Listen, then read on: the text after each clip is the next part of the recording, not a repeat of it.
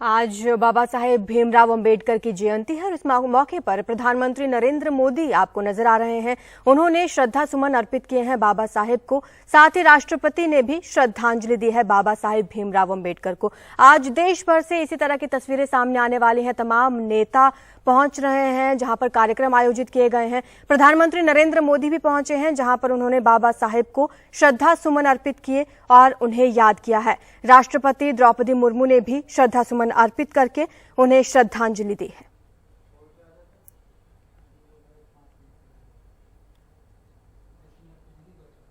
ये लाइव तस्वीरें आप देख रहे हैं। आज बाबा साहेब भीमराव अंबेडकर की जयंती है। इस मौके पर देश भर में कई कार्यक्रम आयोजित किए जाने हैं और इनकी शुरुआत हो चुकी है। दिल्ली में तमाम नेता पहुंच रहे हैं और यहां पर श्रद्धा सुमन अर्पित कर रहे हैं।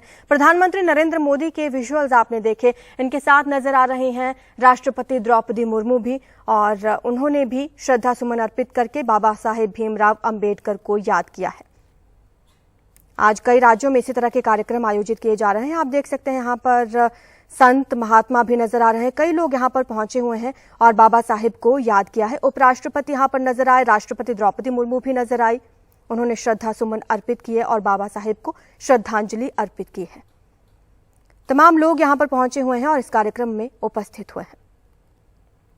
न सिर्फ प्रधानमंत्री मोदी बल्कि राष्ट्रपति द्रौपदी मुर्मू, उपराष्ट्रपति भी यहाँ पर नजर आ रहे हैं। जो परिकल्पना की थी, बाबा साहब ने जो रास्ता दिखाया था, बाबा साहब भीमराव अंबेडकर ने जिस समानता की बात की थी, बाबा साहब भीमराव अंबेडकर ने जिस असमानता को खत्म करने की बात की थी, हम उस पर बहुत आगे बढ़े हैं। देश उनके विचारों पर बहुत आगे बढ़ा है, देश उनके बताए रास्तों पर बहुत आगे बढ़ा है। और जो तस्वीरें हैं संसद भवन प्रांगण में जो आप देख रहे हैं, आपको बता दें डॉक्टर अंबेडकर का जन्म हुआ था आज ही के दिन 1891 में। मध्य प्रदेश के रहने वाले थे और उसके बाद से जो भी उन्होंने काम किए इस देश के लिए और अल्पसंख्यकों के लिए, उसके बाद उन्हें याद किया जाता है। आपको बता दें कि आज उनकी जयंती के मौके पर देश भर में इसी तरह के कई कार्यक्रम आयोजित किए जा रहे हैं।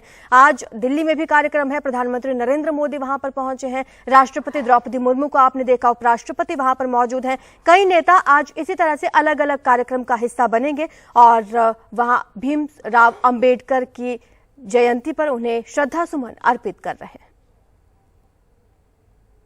हैं। समझते थे कि किस तरह से अभाव को खत्म करना है, समानता लानी है, और इसी का हमने एक मूल प्रतिबिंब देखा है कि जिस तरह से उस हाशिए पर पड़े इंसान को मुख्य धारा में शामिल करने के लिए सरकार लगातार काम करती है। आप देख सकते हैं इस कार्यक्रम से प्रस्थान करते हुए और उपराष्ट्रपति, साथ ही साथ प्रधानमंत्री नरेंद्र मोदी साथ ही मौजूद हैं।